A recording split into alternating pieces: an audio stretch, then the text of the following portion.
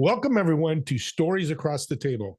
I'm your co-host, Steve Ramona. I'm with my wonderful co-host, Bridget Cook-Burch, and we're excited to have our show today. We've been talking to our guests for about 5-10 minutes, and this is the power of people and humans. You can spend 5 minutes with somebody and feel like they're best friends, so much aligned. Not going to happen all the time, but this couple is a power couple with a huge heart, huge service mentality, and just really want to help others. They have 20 grandchildren. Just going to tease that. 20 grandchildren, and they look 20. But before we get started, we're going to start with our gratitude card. And today's one that I picked are you are destined for greatness. I know you will do amazing things. And greatness is a great word for our show today because what this couple has done has been so great. Bridget, over to you. Let's get this thing rolling. Okay, wonderful. I love that gratitude expression. You are destined for greatness. I think everybody is, but not everybody recognizes that they are.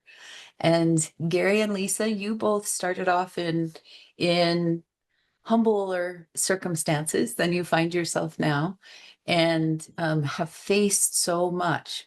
So one of the things we want to ask you is, because we're all about inspired journeys, what would you say, each of you individually, is your distinctive story? Like, what is the thing that makes you you? If someone were to meet you, that they would have to know this about you, or it wouldn't be complete. So Gary, let's start with you. Okay, Bridget. The answer came real quick, and that was when we first came out with my book, my memoirs that you were my co-author to. One of the subtitles that we came up with was Turning Tragedy into Triumph. That, I believe, is the answer to whatever question you were asking. The fact that, yep, we all go through crazy, some of us more than others, but we literally have the power and the choice to rise above it. Absolutely. So tell us a little bit about the tragedy and then the triumph. The tragedy was at 6 years old, I witnessed the murder-suicide of my dear mother and my stepfather. I was there, present at the tragedy. Then within a week of that happening in Germany, I end up in Montpelier, Idaho, where I was raised by another stepfather. In the midst of that, I ended up in a very abusive situation from an older stepbrother. I was 6 years old, he was 14. For the next 7 years, I had a prison of my own, and that was through sexual, mental, and physical abuse. And the thing that got me through it was my artwork. My mother and I had spent lots of times together before that tragedy happened. So when I get to Montpelier, Idaho, my first grade teacher, Mrs. Anderson, every time I would do a drawing, she would hold up in front of the class, look what Gary Price did. And that totally changed the trajectory of my life from thinking and memories of blood and yuck and loud noises to things that gave me an identity and gave me a love for life, and realizing that I could do something good that people enjoy. Gary, I've got to say, Bridget, powerful story. I'm blown away because I didn't know your story, and I kind of want that so I can feel it. Tell the audience how that one person, that mentor, this teacher, that people should go out and do themselves to change their lives, because tragedy is everywhere. Yeah. Especially nowadays in this world, and we got a war going on. What kind of suggestions would you give them right now? Realize the power of one. Realize the fact that we literally have the ability to influence somebody else. My sweetheart came up with this, and we talked about this earlier. Inspire, not require. You know, the fact that what we say, how we treat others, how we honor them, not treating them small, that can literally lift their whole being. Mrs. Anderson, she knew what had happened to me. And instead of going, okay, Gary, we got to do reading, writing, and arithmetic, forget about the artwork. Instead, she recognized something that was my superpower even then and elevated it to the point that it changed my life. Wow, Bridget, I'm rarely speechless. Speechless. And what, Go ahead. yeah. Oh, I was just going to say what Gary is humble about, but Leesa will tell you in a heartbeat. Gary became a renowned painter in the area, even by the time he had high school, and people would come in from all over to purchase his paintings.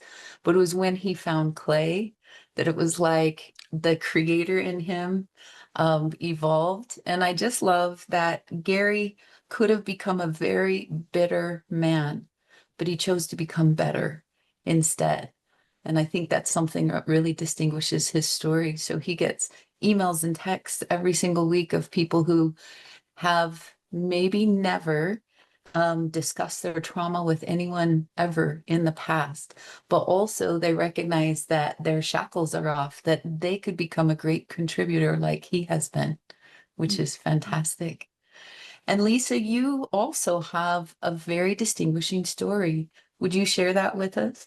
Sure. And, I instantly knew what mine was too, that and it's a phrase as well. And it comes from a very different childhood than Gary had. Mine was the extreme opposite end of the pendulum, that I grew up the only girl, all brothers, and my dad called me princess my whole life. But my dad also, my parents both actually gifted me with confidence. And my dad always said to me, you can do it. And I was just naive enough that I totally believed it. Thank heavens, because at age 26, I was widowed with 4 babies through suicide. My husband had been sick for 4 of the 7 years we'd been married, and finally took his life. And that left me with my oldest 6 years old, and my youngest was only 6 months old. And that phrase that my dad had said my entire life really carried me through that. And he reminded me of that every day. Leesa, you can do it. And that strength that comes from having someone that you respect so much and having that core belief that you can do it, you find meaning even in those really hard times. And they were hard times. This was not an easy thing to do. But I really feel that some of that journey, I wouldn't trade it now. I remember having that feeling and actually having people say to me that down the road it would make sense. And I'd be like, no. But I'm there now. And all these years later, 41 years later, actually 2 days ago, I just thought of that. It used to be a day I never forgot, but I forgot this year. But, I would think that would always be such a powerful stigma for me. But now I totally embrace who I have become. And I know I am a much stronger person because of some of that journey. And my heart has opened. The instant aha for me being widowed in 1985 was that I didn't have anything in my name. I had 0 credit. Now I had this debt and all these medical bills. He'd been in the hospital 11 times that year. And I didn't know what to do about some of that stuff. But again, my dad's voice, you can do it. And he didn't just swoop in and do it for me. And there's a real interesting story about that in the book. Instead, he said, now what would you do? How can we do this? And he kind of guided me through how to figure all that out. And as a result, I very quickly, within that first year, realized that there was a void. The other women in my circumstance had no clue how vulnerable they were, had no clue how to rise from this kind of a situation.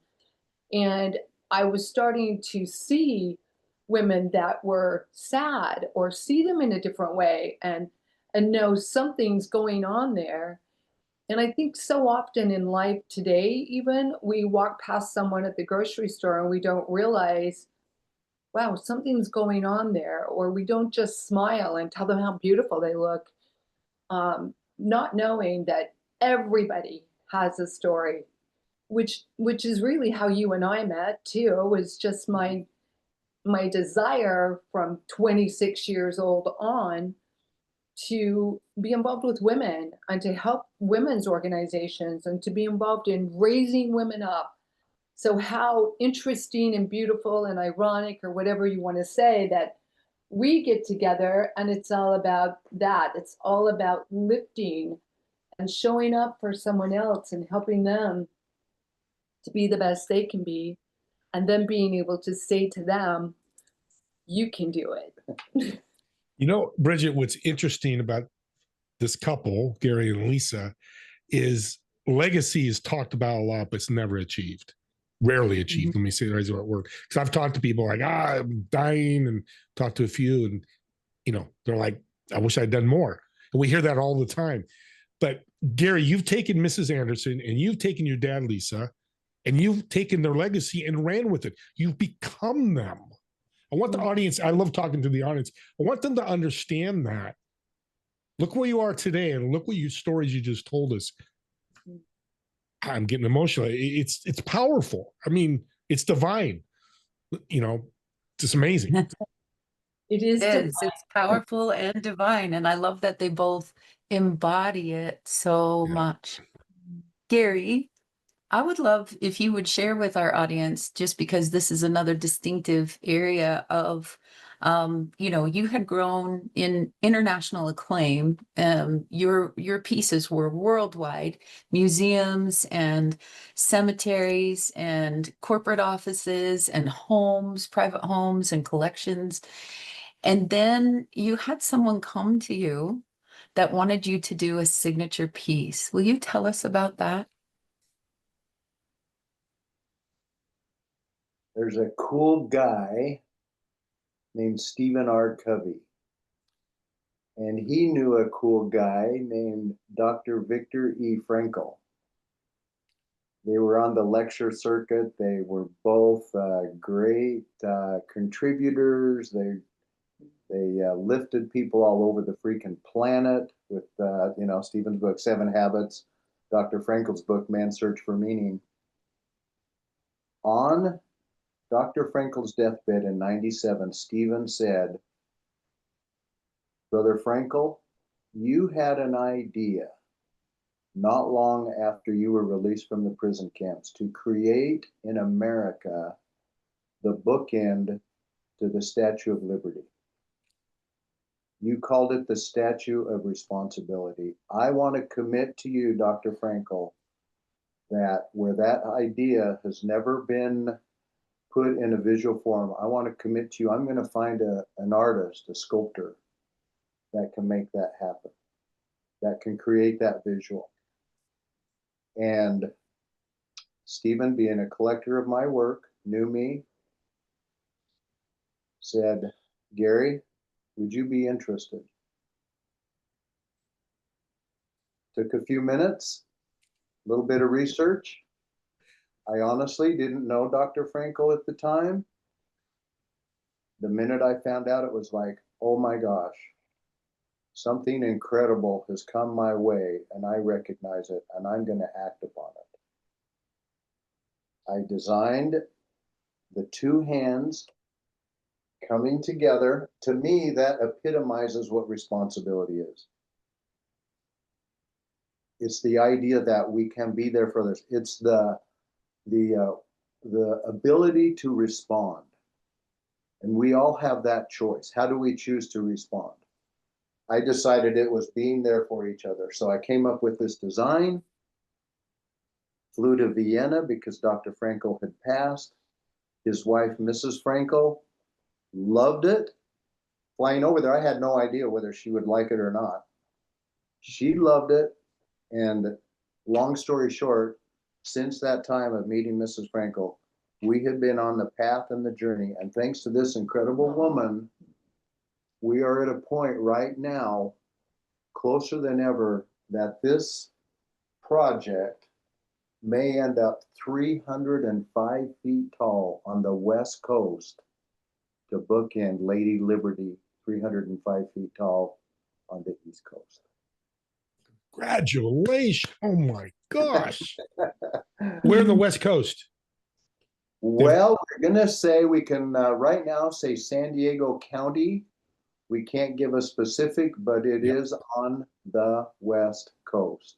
What we can say is right now, today, Friday, the 13th, this afternoon, the most significant meeting ever is happening today in San Diego.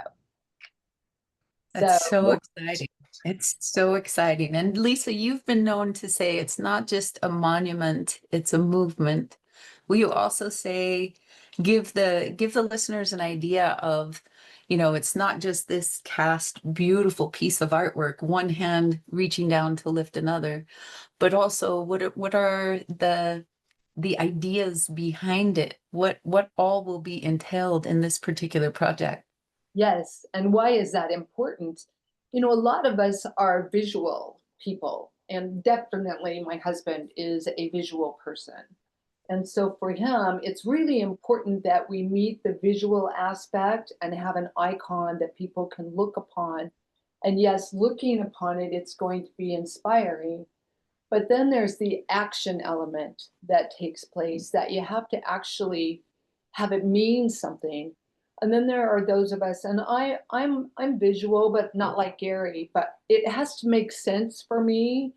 And I like to have something that gives me something to go do too.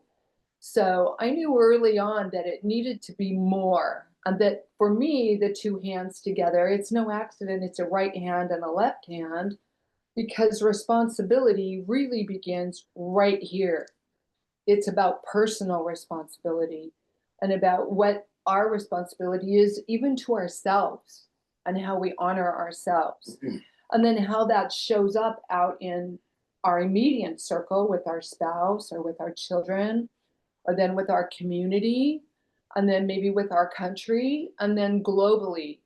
So we thought, we need to have what the architects call program around the statue of responsibility. And what would it look like if we had things that were interactive, where people could come and not just like the Statue of Liberty, we've all been there, and you get there and it's awe-inspiring and beautiful, but you can't touch it. And then you leave and you go to lunch and that's it. We want you to come to this Statue of Responsibility and learn and be inspired and want to go change lives, change your own life, be better, do better, be more, and then go help other people be better, do more.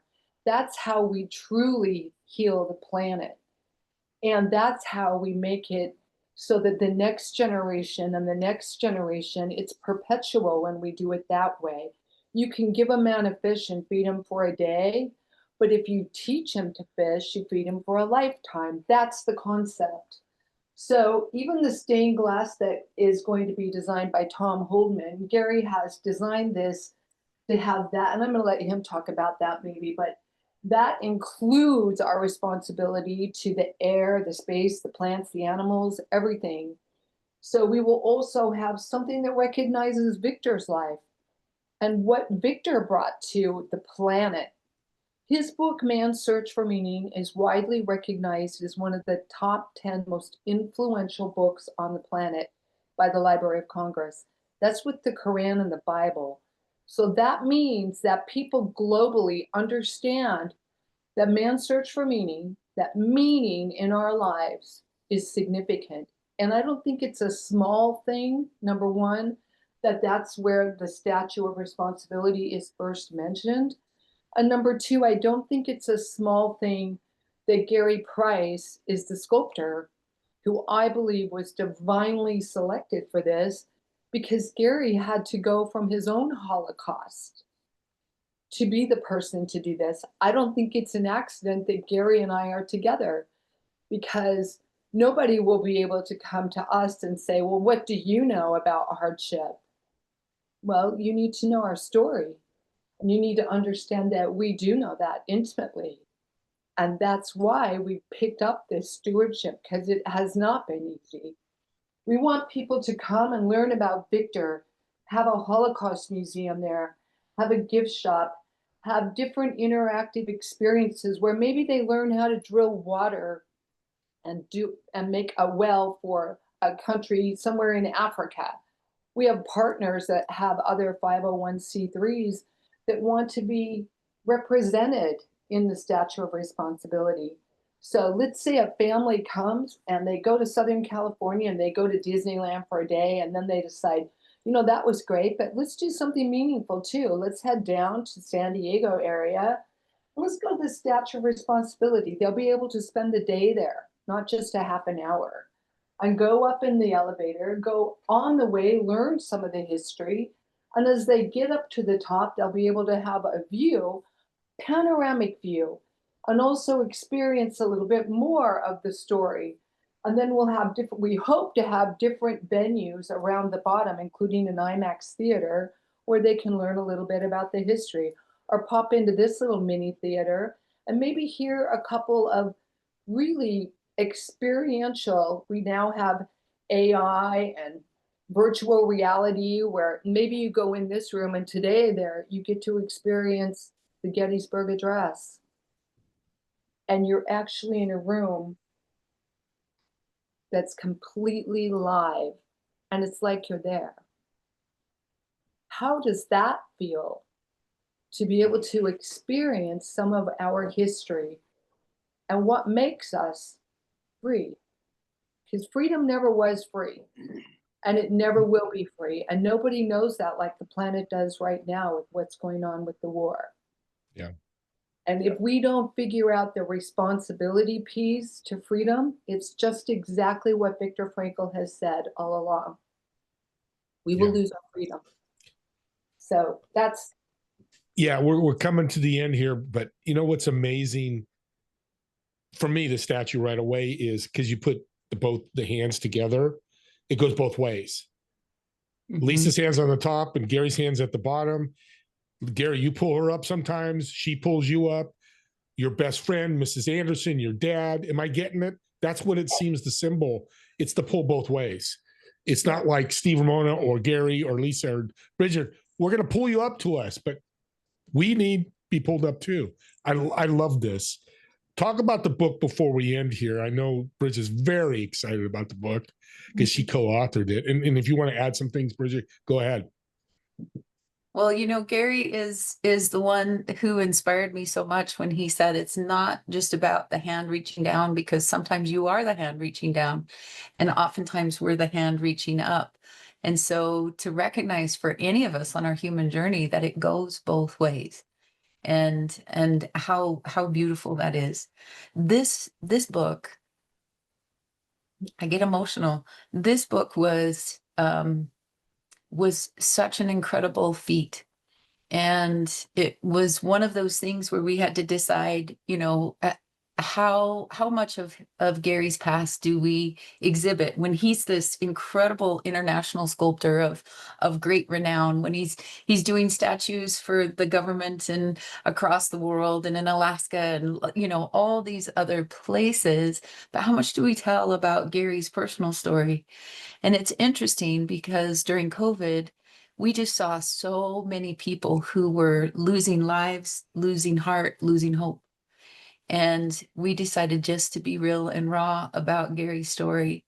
And I love that he consistently gets these texts and emails and other people who are inspired, and they go, I've lived through hell, but now I realize I can actually be a contribution to the planet. Like, I don't have to let what I've experienced define me. And that is just one inspirational aspect about this story with Gary and with Gary and Leesa and with this project. Like, the statue itself is extraordinary, and I'm so excited that we're going to see it in our lifetime. I'm so excited that this is going to have the ability to absolutely inspire our grandchildren and our great-grandchildren and on and on.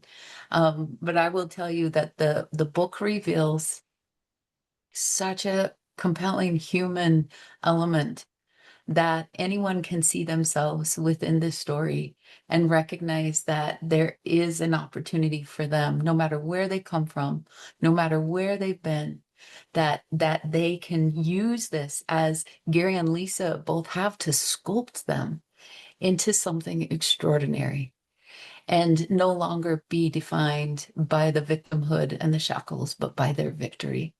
So you can tell I'm a little passionate about it, but I really Gary and love Leesa, before we close, anything you want to add about the book? I'm sure you do. For me, coming up with the title, Divine Turbulence, because I believe everything is in higher hands. I believe in spite of all the crazy that goes on, all the turbulence, somehow there's a divine orchestration to it all. And so that was the impetus for me to really go, okay, I'm going to do this.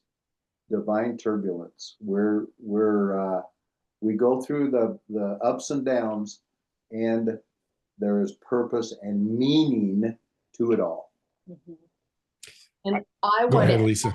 it could never have happened without Bridget's beautiful, sensitive soul, because this is such a challenging issue. And the story, I oftentimes say that Gary birthed a 15-pound baby during that year, during COVID, when we looked at each other kind of bored down here in Arizona and said, well, let's get the book out and let's call Bridget and see if she's ready. Let's see if, where we're at. And she was like, let's do it. But there were many, many days that we'd have a gap in the story, and Bridget would call and say, how is he doing, to me? And I'd say, he needs another day, or tomorrow might be okay. And I'd go to Gary and he'd say, okay, I'm ready. And then Bridget and Gary would have a conversation for hours in his studio here. And she would explain, there's a gap here, and his subconscious mind would go find that. And without fail, within a day or two, he would wake up screaming in the middle of the night, remembering what that was and what had happened, and put the pieces together. So a couple of things happened. We're grateful for that. It was difficult and challenging, but we're grateful because he was able to purge the rest of the stuff out and able to process that. Of course, it was very difficult. But Bridget brought such a beautiful, peaceful element. Otherwise, I'm not sure we would have pursued it.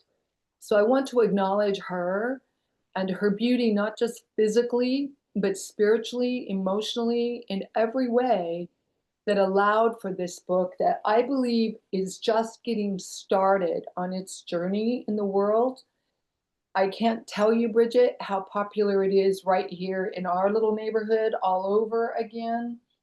And my phone's been lighting up all morning today with the ladies. I gave a few copies, 10 copies out the other day when a bunch of ladies were here. And none of them have slept. They've been reading it nonstop.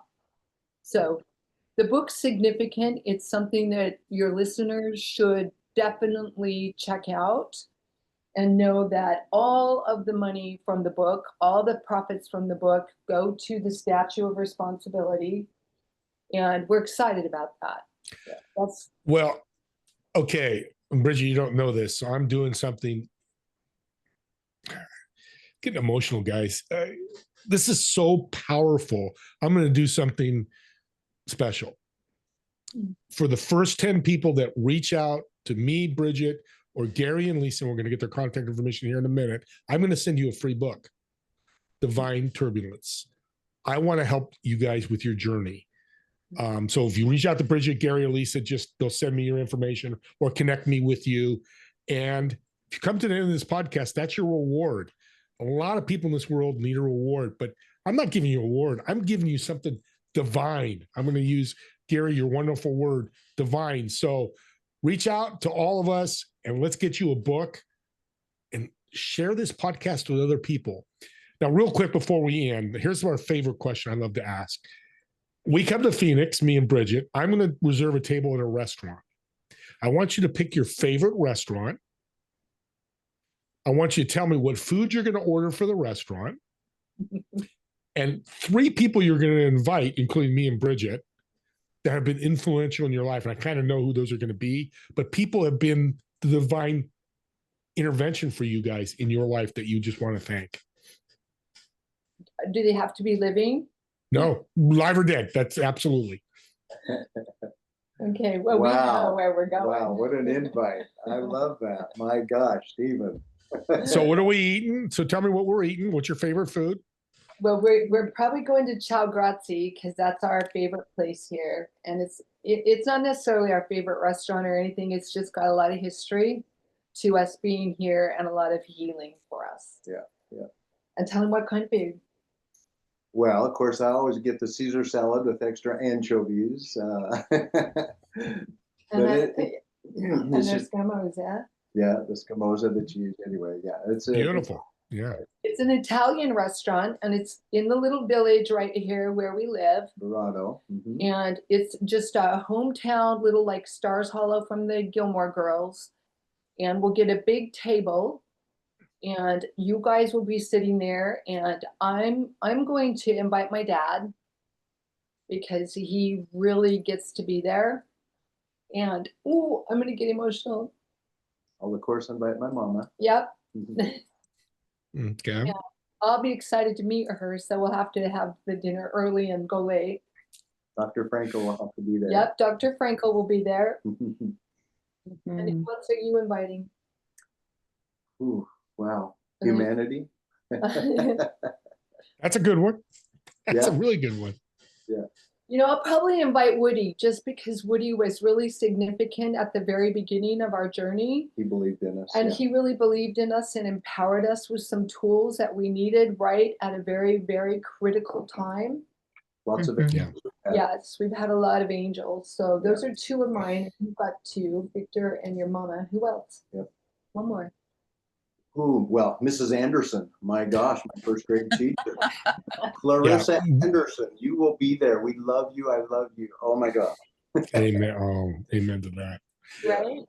That's and great. I invite Mary Simaluka. Mm. Beautiful. And Mary was Alex Vesley's partner. And I don't know, that just popped in my head that I think Mary would love to be there. Yeah. Because she also believed in Victor, and she passed away a few years ago. And I have her lamp here in my office to She shed light. represented the Frankl family in America because Dr. Frankl in his book changed her life from extreme tragedy to incredible triumph. Yes, and she became a dear friend. She was only about 75 when she passed away. But yes, yeah, I think that would be I've asked that question hundreds of times. It's one of the best answers I've ever heard, Bridget. I'm getting goosebumps and all that. Yeah, high five. Let's high five each other. Awesome. Yeah, baby. Absolutely. And real quick, I'm going to say this, Gary and Leesa and audience. Bridget became your Mrs. Anderson and Lisa's dad for you guys. And that's, again, the hands together. She became your statue of responsibility. I just want to throw it out. Bridget, God bless you and love you. Any last words before we close out, Bridget? Just this, like this couple represents possibility. They represent hope and a real freedom when you have responsibility and freedom together, that it's exquisite. It's beautiful when we take care of one another. And we've had so much of this fighting going on, which is why Steve and I wanted to have stories across the table, because everybody's got extraordinary stories and come from exquisite backgrounds. And if we can understand more about each other and come back to a human, extraordinary level, we recognize that so much can be done here on the planet, and especially beginning in our hearts. As Leesa said, we've got to take care of ourselves, and then we take care of our families, our communities, our nation, and our world. So listeners, if you get anything out of this, is that your own story is extraordinary and you have the power to do something with it. Thank you, everyone. And I've got an incredible co-host, just so beautifully said.